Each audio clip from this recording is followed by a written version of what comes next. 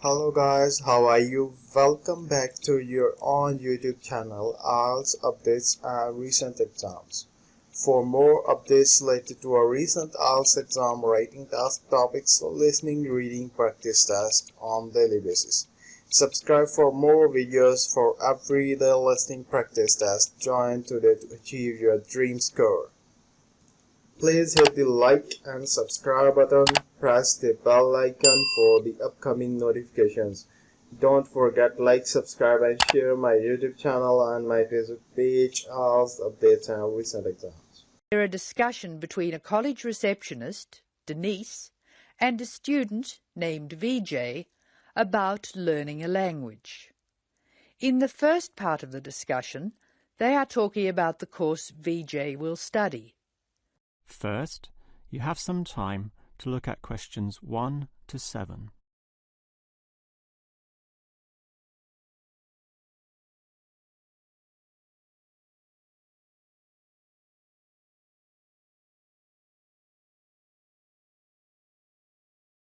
Now we shall begin. You should answer the questions as you listen, because you will not hear the recording a second time. Now listen carefully and answer questions 1 to 7. Hello, may I help you? Hello. Is this the right place for me to register to study foreign languages? Yes, it is. May I have your name, please? VJ. My family name is Paresh. VJ Paresh. Okay. Do you have a telephone number? Yeah. 909-2467. Thank you. Now, which language would you like to learn? We offer French, Italian, Cantonese, Mandarin, Spanish, Portuguese. I'd like to learn Spanish, please. Okay. Our classes are conducted in lots of different places. We have classrooms in the city and here in this building. What's this building called? This is Building A. I work near here, so it'd be best to study in Building A. What time do you want to come to lessons? They go on for 3 hours and they start at 10 a.m., 4 p.m. and 6 p.m. I wish I could come to the daytime lessons, but I can't. So 6 p.m, please. That's our most popular time, of course. Have you ever studied Spanish before? No, I haven't. We describe our classes by level and number. Your class is called Elementary 1. Okay. When will classes start? Elementary 1 begins, just a minute. It begins on August 10. Great. Now what else do I have to do? Before you hear the rest of the conversation, you have some time to look at questions 8 to 10.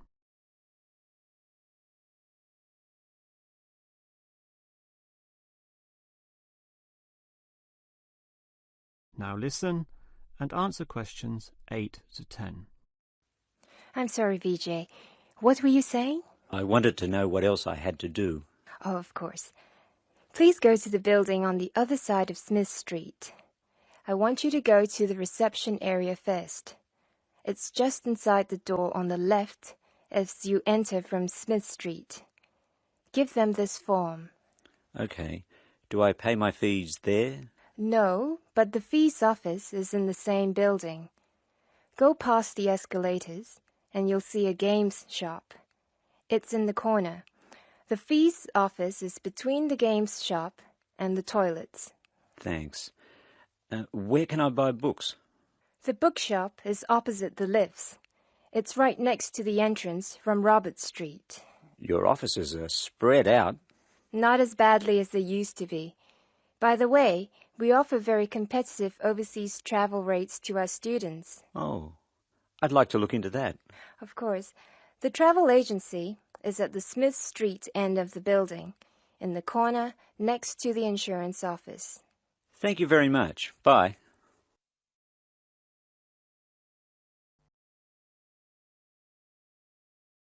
That is the end of part 1. You now have half a minute to check your answers.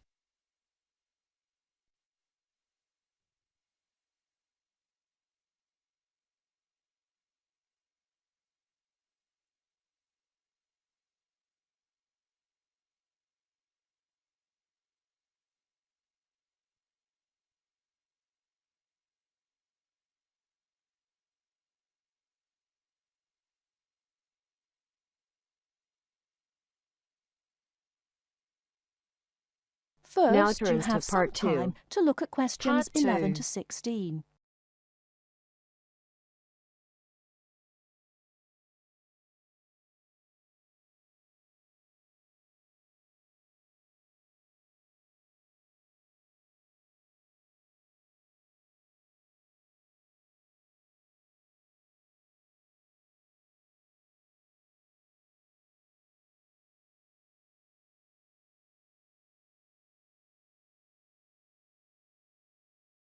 Now, listen carefully and answer questions 11 to 16. Good afternoon. Hello.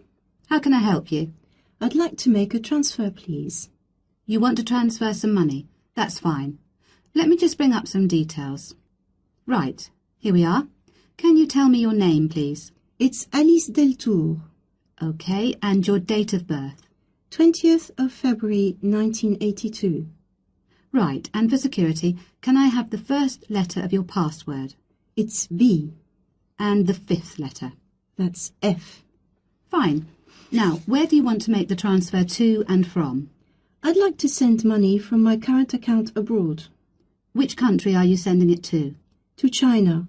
My boyfriend is on holiday there, and he's run out of money. Oh dear. China, OK. Now, there are several ways to do this. We can do it by credit card, by electronic transfer, by cheque or by banker's draft. I'm not sure. What's the best way? Well, that all depends. The simplest way is by cheque, really. I just write the cheque and send it. Yes, but it can be very slow and take a long time for the money to clear, between 3 to 4 weeks. How soon do you need the money to get there? I'd like it to get there in the next couple of weeks. So really, sending a cheque is going to be too slow? Yes, I think so. Let's look at electronic transfer then. This usually takes between 2 and 5 working days. That's 2 to 5 days. Working or business days. If you send it on Friday, it will get there the following Friday at the latest. I see. That's much better. Yes, but we do charge a fee for this. We charge a flat fee of £21, and on top of that, the receiving bank may charge a fee, and an agent may also charge you for transferring the money between banks. So, how much is it altogether? We can't give you an exact amount. You need to check it with the receiving bank and any agents that they use. I see. Also, you can send it in sterling or dollars from here, but there will be an additional fee depending on the exchange rate when you convert it into renminbi. So there will be another charge too? I'm afraid so. Does it make any difference if I send it in dollars or sterling? It could make a difference according to which currency has the best exchange rate. The other difference is this. If you send dollars, the amount goes through the US clearing system. We send the money to our branch in London. They then send it to our branch in New York, and the New York branch sends it to the bank in China. It goes all around the world then.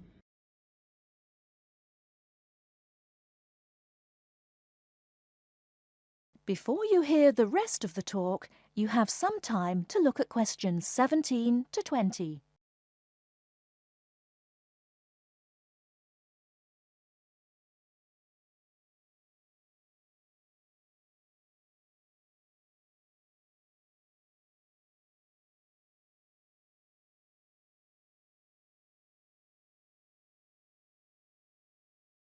Now listen and answer questions 17 to 20. What about if I send sterling? In that case, we send it to our branch in London. From there it may go directly to China, unless the bank in China has an agent in London, in which case we transfer it to the London agent, and they send the money on to China. So how do I proceed with the transfer? OK, first we'll need some details about the beneficiary from you. The who? The beneficiary, the person receiving the money. OK, what do you need to know? We'll need the full name of the beneficiary and their account number. OK. You need to tell us the name of the bank in China and the address of the branch. We also need the bank's sort code and the SWIFT number. What's a SWIFT number? Basically, it's an interbank code. It helps banks identify each other through a unique code number. OK, and that's spelt? SWIFT, SWIFT. And the final thing we need is the reason for sending the money. You need a reason from me? I just told you my boyfriend's run out of money. Well, we don't need a reason. The receiving government needs to know why the money is entering the country, and we have to be able to tell them. Okay, so from me you need the bank's name, the address of the branch, the sort code and SWIFT number, the beneficiary's name and account number, and a reason for sending the payment. Yes, that's correct. Okay, so I'll check these out and come back to you with them so we can go ahead with the transfer.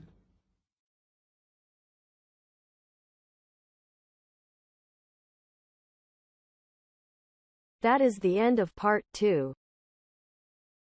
You now have half a minute to check your answers.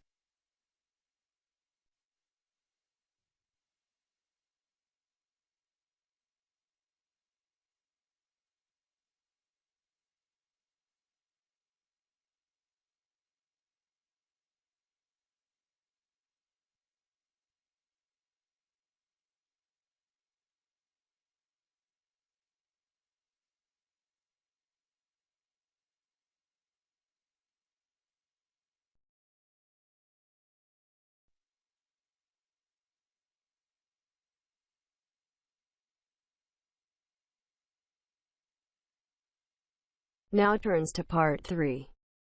Part 3. Now turns to part 3.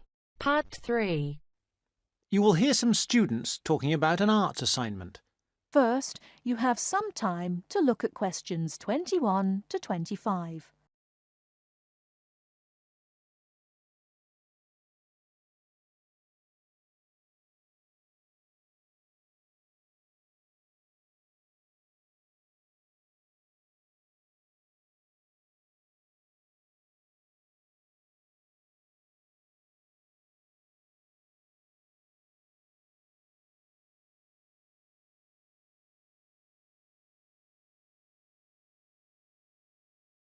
Now listen carefully and answer questions 21 to 25.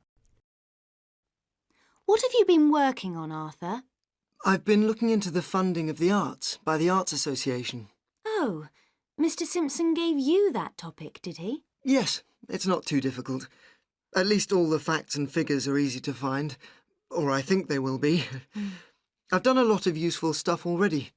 Simpson hasn't asked me to present my research for the past few seminars, so I think he might ask me this time. Well, what have you found out?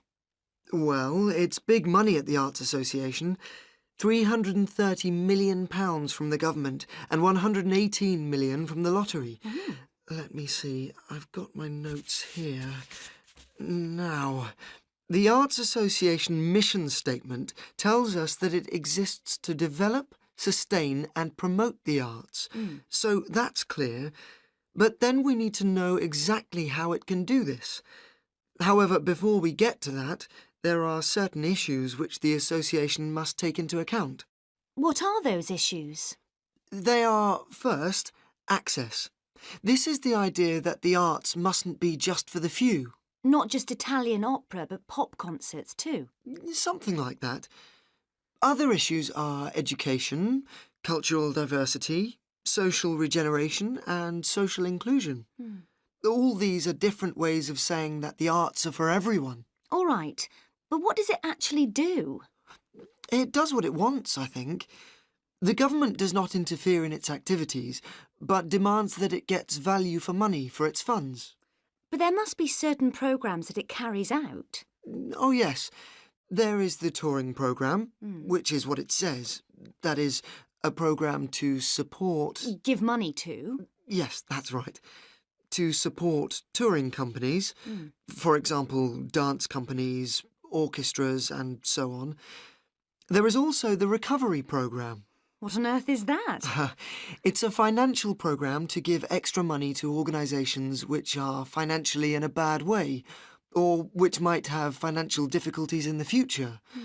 Like it says, it's for their recovery. It all seems very complicated. It is. Before you hear the rest of the talk, you have some time to look at questions 26 to 30.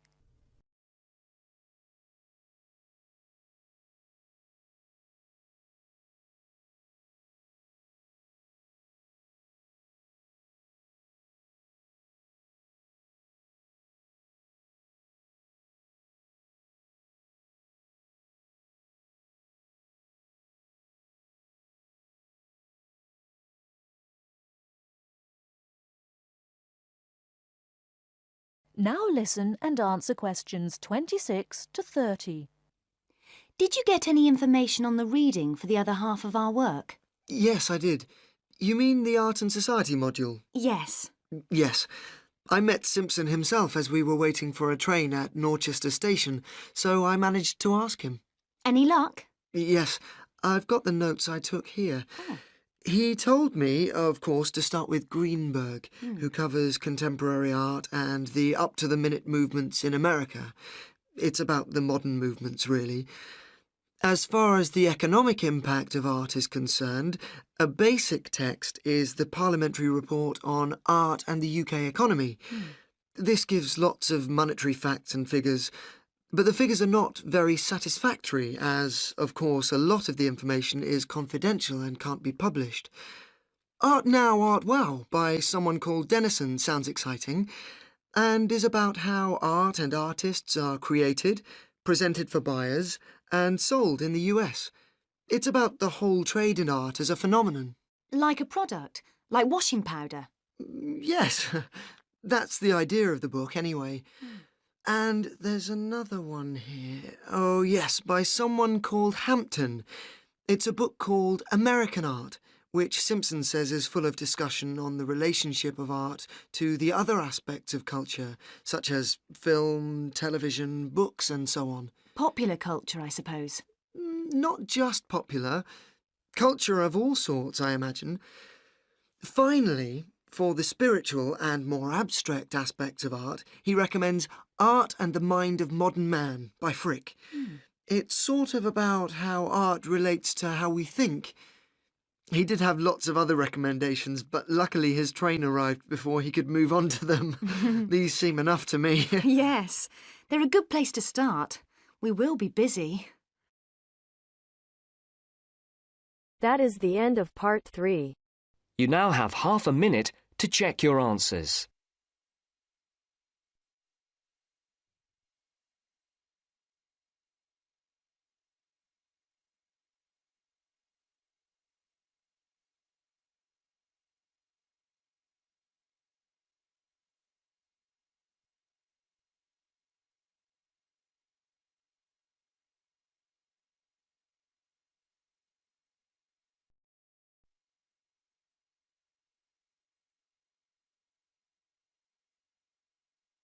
Now turns to part 4.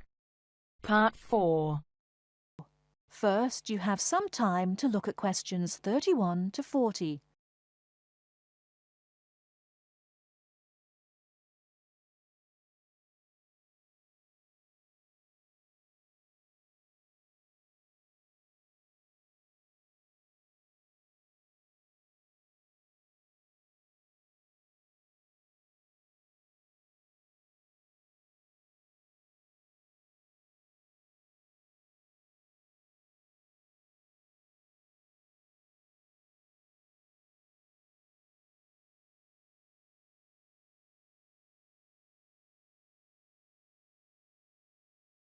Now listen carefully and answer questions 31 to 40. Good afternoon, everybody. My name is Sally Miller, and I'm here to offer you some advice on legal matters whilst you are studying at this university. Happily, most international students complete their courses without running into any serious legal problems. But if you do find yourself involved in a legal dispute of any kind, ask for help. There are two options. First, contact the students' union or welfare officer. Even if they cannot help you directly, they should be able to advise you where to go for help. The second possibility is to contact the Citizens Advice Bureau in your area. You can find them in the local telephone directory. They will be able to recommend a solicitor if you need one, and tell you if there is a local law centre providing free legal advice. They will also be able to tell you whether you can claim legal aid to help pay for any court and legal fees. Let me give you some basic information about the police. The police have the power to stop and search anyone who appears to be behaving in a suspicious manner. If you are arrested for any reason, even if you know it to be a wrong reason, remember a few very important things. 1. Don't be aggressive. 2. Do not try to bribe the police officer. 3. If you are arrested by plainclothes police officers, ask to see some form of identification. 4. Give your true name and address if the officer asks you to. Lying to the police is a criminal offence. 5. Do not sign any statement until you have received advice from a solicitor. There is always a solicitor on duty at every police station. 6. You will be entitled to make one telephone call.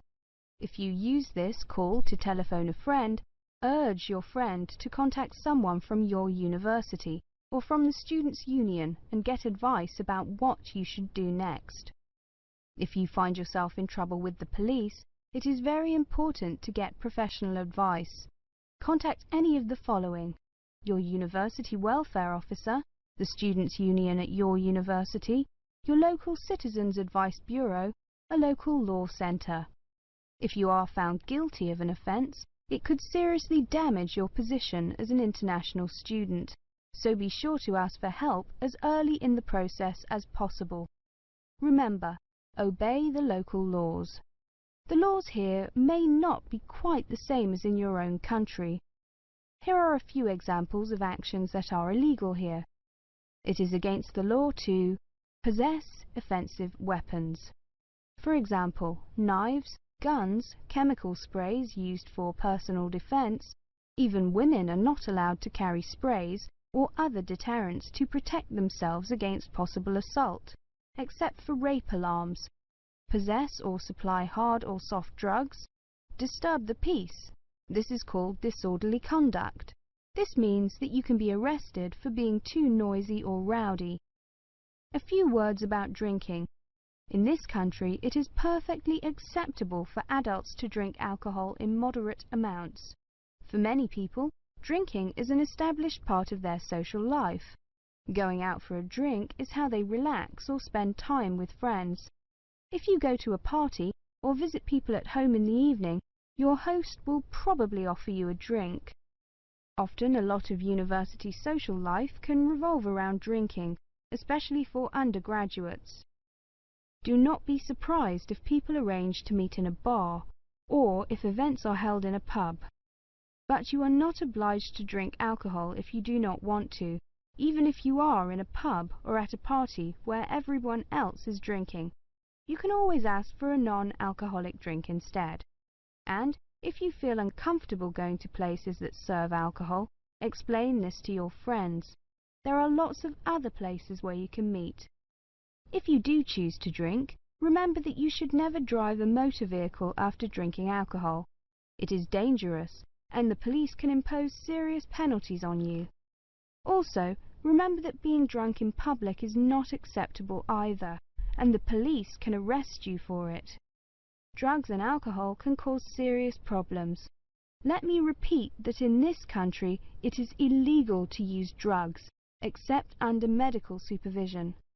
But if you do use illegal drugs and you develop a problem, there are organisations you can contact. Contact your students' union or your student counsellor. Anyone over 18 years old can legally buy and consume alcoholic drinks in this country. But if you think you might be drinking too much, get help and advice from your student counsellor or your doctor. Again, there are special organisations that can help you with drug and alcohol problems. Contact them.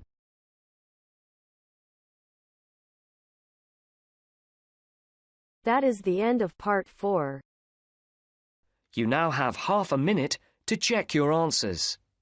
Thanks for listening. God bless you all. Don't forget like, subscribe and share my YouTube channel and my Facebook page, IELTS Updates and Recent Exam. For everyday listening practice test, for more material visit my website www.ieltsupdatesandrecentexams.com. The link is also given below in the description. Please write your score below the comment section. And please like and subscribe my channel for more IELTS listening practice tests on daily basis. Again, thanks for listening. God bless you all.